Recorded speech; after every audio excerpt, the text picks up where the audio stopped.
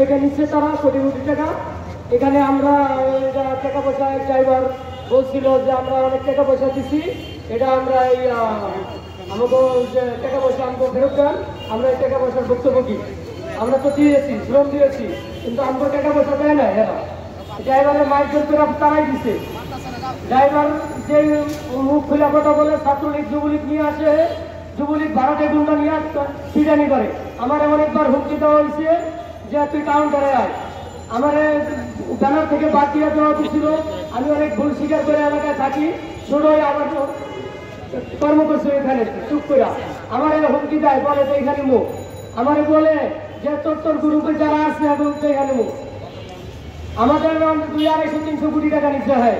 তার গাড়ি একটাও ছিল না, তার একটা গাড়িও ছিল না বিকাশ পরিবহনে।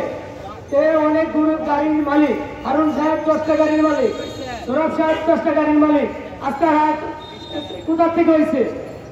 এই ব্যানারের মালিক, প্রকৃত মালিক জসিম ভুইয়া এবং গিয়াসউদ্দিন সাহেব, জাকির ভাই, আপনার এই যে শহীদ ভাই আছিল গাজীপুর ভোটবাজার। আবার অনেক মালিক ডাইরেক্টর আছিল, তারা পার্টনারশিপ থাকাকালীন গাড়ি চালাইতে পারে নাই। এটা আমরা আমাদের দাবি নয়, আমাদের টাকা ফেরত চাই, আমাদের টাকা ফেরত চাই, এটা আমাদের অধিকার। ধন্যবাদ।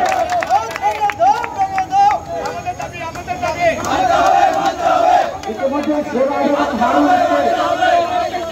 বিভিন্নভাবে টাকা দিয়ে গুন্ডা ভাড়া করে আমাদের মানুষ শ্রমিকদের উপর আক্রমণ চালাচ্ছে। আপনাদের মধ্যে সুস্থ বিচার চাই। আমার সাংবাদিক বন্ধুরা, এর মধ্যে ইতিমধ্যে আমাদের মালিক এবং শ্রমিকের উপরে অনেক আক্রমণ হয়েছে। আমরা এর প্রতিকার চাই এবং তার হাত থেকে আমরা মুক্তি চাই। আপনারা আমাদেরকে সহযোগিতা করবেন যেন আমরা আমাদের পরিবহন, বিকাশ পরিবহন সুন্দর পর্যায়ে চালাতে পারি এবং কোনোদিন যেন সে আমাদের বাধাগ্রস্ত না করতে পারে। আজও সে যুবলীগ ছাত্রলীগ নিয়ে মহারাজা করে এবং বিএনপির নাম বাংলায় সে নাকি বিএনপি করছে।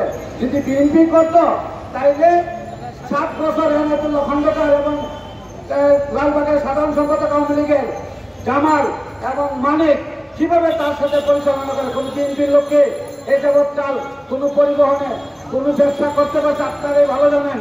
সে আসতো যুবরাজ, উত্তরার যুবরাজে এবং সাব্বিরের নেতৃত্বে উত্তরা আমাদের শ্রমিকদের উপর বহু অত্যাচার করছে এবং 3 বছর চাঁদা নিছে 50টার নামে, কিন্তু আমার একটা কর্মচারীও, একটা ড্রাইভারও কোনো টাকা পায় নাই। বরঞ্চ যখনই বলছে সে অত্যাচারের স্টিমরোলার চালাইছে সাব্বিরের উপর। তার প্রতিকার চাই এবং আমরা আমাদের বিকাশ পরিবহন যেন সুন্দরভাবে চালাতে পারি। আমরা প্রশাসনের সহযোগিতা চাই, সাংবাদিক ভাইদের সহযোগিতা চাই এবং আমাদের ঢাকা সড়ক মালিক সমিতির যে নতুন কমিটি জনাব সাইফুল সাহেবের নেতৃত্বে আমরা তাহাদের সহযোগিতা চাই। আপনাদের সেগুলা আপনারা আমাদের পাশে থেকে আমাদেরকে সহযোগিতা করুন। আমরা নিরাপত্তাহীনতায় ভুগছি। এরা যে কোনো সময় যে কোনো মুহূর্তে হামলা করে। ইতিমধ্যে কিছুক্ষণ আগে আমাদের উপর হামলা করছে, আপনারা অথবা দেখছেন এবং আমরা এখান থেকে বাড়ি ফিরতে পারবো কিনা তাও জানি না। আমরা যে কোনো সময় আমাদেরকে রাস্তায় অ্যাটাক করছে। আমরা ইতিমধ্যে শুনেছি তারা শাহবাগ এবং আজিমপুরে অবস্থান নিয়েছে। তারা আমাদেরকে দেখা মাত্রই উত্তম মাধ্যম দিবে বলে ডিক্লার দিছে। তাই আমরা সাংবাদিক বন্ধুদেরকে বলবো আমাদেরকে সুস্থভাবে চলার, আমাদের পরিবহন পরিচালনা করার সুযোগ করে দেন এবং আপনাদের কলমের দ্বারাই আমরা আমাদের সঠিক বিচার পাবো এই আশা প্রত্যাশা সবাইকে ধন্যবাদ জানাই।